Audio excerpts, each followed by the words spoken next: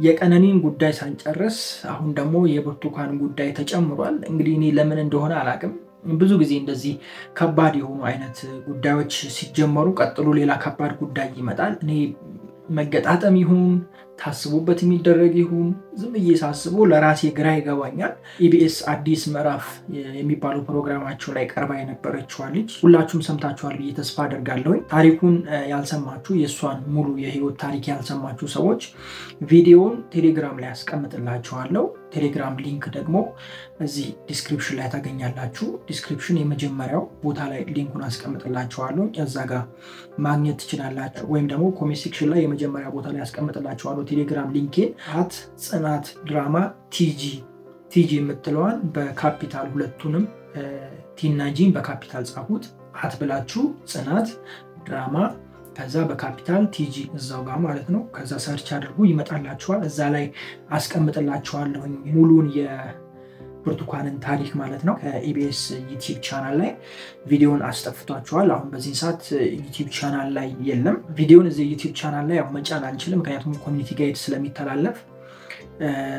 እነሱ ሜቢ ፕራይቬት አድርገውት ነው የሚሆነው ቪዲዮ ላይ ያጠፉትም ስለዚህ እነሱ ጋር ስለሚገኝ ዩቲዩብ ላይ መጫን አልችልም ግን ቴሌግራም ላይ ሙሉ ማየት ትችላላችሁ ወደ 30 ምናምን ደቂቃ ነው ቪዲዮ የሚረዝመው ቪዲዮን ካልሰማችሁ ቪዲዮን ሰምታችሁ ወደኔ ተመለሱ ቪዲዮን የሰማችሁ ሰዎች ግን ወይም ደግሞ የብርቱካንን ሙሉ ታሪክ ያያችሁ የሰማችሁ ልጆች ደግሞ አብረን ከኔ ጋር ቆይና አንዳንድ ሐሳቦችን መስጣችሁ ይሆናል ትላንትና ዕለት ደምቢ ዶሎ ዩኒቨርሲቲ አስተባብሏል ከማስተባበልም አልፎ ኢቢኤስ ቴሌቪዥንን እንደሚከስ ወይም ደግሞ ወደ ፍርድ ቤት ጉዳዩን እንደሚወስድ ተናግሯል እዚህ ስክሪኑ ላይ እንደምታዩት በጽሁፍ አስቀምጠውታል እንደዚህም ብለው ተናግረዋል ለምብላችሁ በቀን 14 7ኛ ወር 2017 ዓ.ም በኢቢኤስ ላይ በተደረገው ቃለ ምልልስ ብርቱካን ተመስገን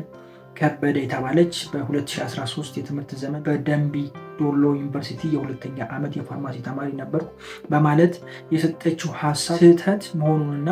ዩኒቨርሲቲው የፋርማሲ ትምህርት ሲሰጥ በ2013 የሁለተኛ ዓመት ተማሪ እንዳልነበረ ይገልጻል ይላል ስለዚህም ይሄ ድርጊት በጣም ኃላፊነት የጎደለውና ምንም አይነት ማስረጃ የሌለው ስለሆነ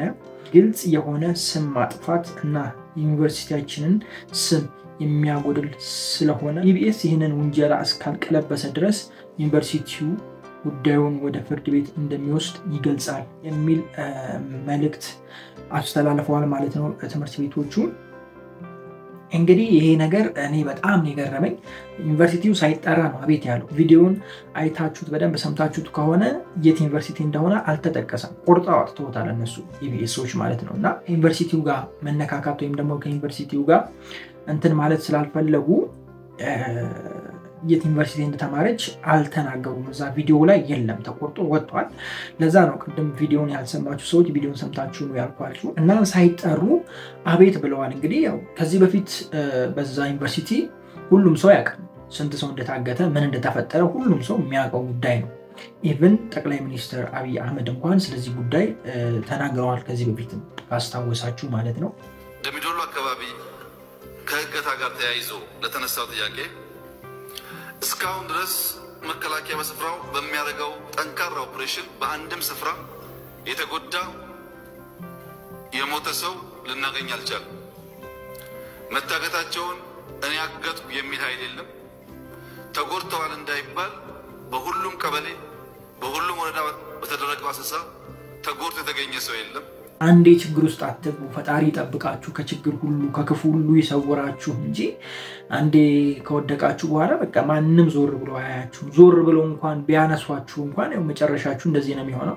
እቺ ልጅ እንግዲህ ኢቢኤስ አንስቶ ህዝብ አቅርቦ ህዝብ እንዲያግዛት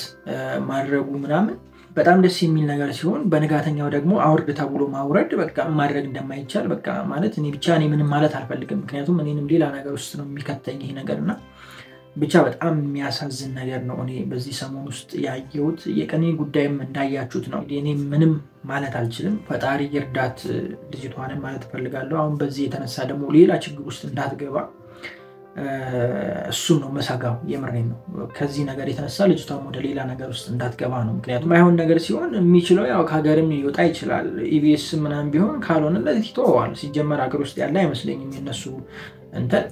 ካልሆነ ይቀራል ችግር የለውም ግን ለሷ ደግሞ ትንሽ ይከብዳል ብዬ አስባለሁ አንዳንዴ ያለችበት ይሻላታል ብዬ እንዳስብ ማደረኩ ማለት ጎዳና ነው የምትኖረው ምናምን በቃ እንደዛው በትቀጥል በሰላም ልጅ ትኖራለች የሚል ሐሳብ አለኝ አሁን ይሄ ነገር ሲፈጠር ደግሞ እንደዚህ ሲፈጠር በቃ እሷም ትሳቀቃለች ልጇ ይሳቀቃል ብቻ ትንሽ ከባድ ነው በዚህ ሁሉ ግን ፈጣሪ ከክፉ ሁሉ ይጠብቃችሁ ማለት ወዳለሁኝ ክፉ አያገኛችሁ አንዴ አትውደቁ ፈጣሪ አሳልፎ አይስጣችሁ በቃ ይጠብቃችሁ የምሬን ነው ይጠብቃችሁ እሱ ከናንተ ጋር ይሁን ወዳችኋለሁ ሌላ ቪዲዮ ተመልሼ እስክመጣ ድረስ መልካም ጊዜ ፒስ